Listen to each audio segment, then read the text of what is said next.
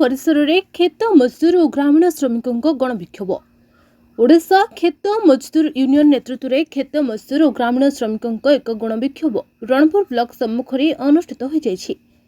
रणपुर नुआ बसस्टाण्ड छकठारु खेत मजदूर मानकर एक शोभायात्रा बाहरी रणपुर ब्लॉक सम्मुख में विक्षोभ प्रदर्शन करथिले।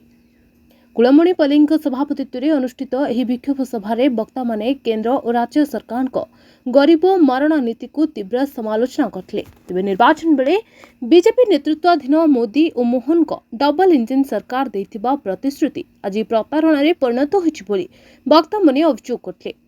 उभय सरकार जन विरोधी नीति ओहरी आसी प्रत्येक मूलिया मजूरिया को मनरेगा योजना रे वर्ष को 200 दिन काम और दैनिक मजूरी 600 टंका, समस्त मूलिया को जॉब कार्ड, भाग चाषी को चाषीर मान्यता, जमीहीन को जमी और बासहीन को सरकारी बासगृह पर 5 लाख टंका, समस्त भत्ता हिताधिकारी को 3000 टंका भत्ता, 300 यूनिट विद्युत छाड़, दरदाम वृद्धि नियंत्रण सह ब्लॉक रे चलिथिबा सरकारी सुविधारे पातर अंतर बंद करने दाबी करथिले।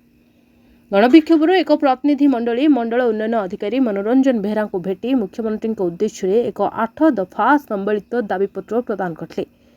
यह विक्षोभ में खेत मजदूर यूनियन राज्य नेता नित्यानंद परिड़ा, दुशासन जेना, कुलमणि पल्ली, श्रमिक नेता सुरेश स्वाई, संयुक्ता सेठी और रजत जेना प्रमुख उपस्थित रहिथिले। रणपुर जितेंद्र साहू को रिपोर्ट, द न्यूज टुडे।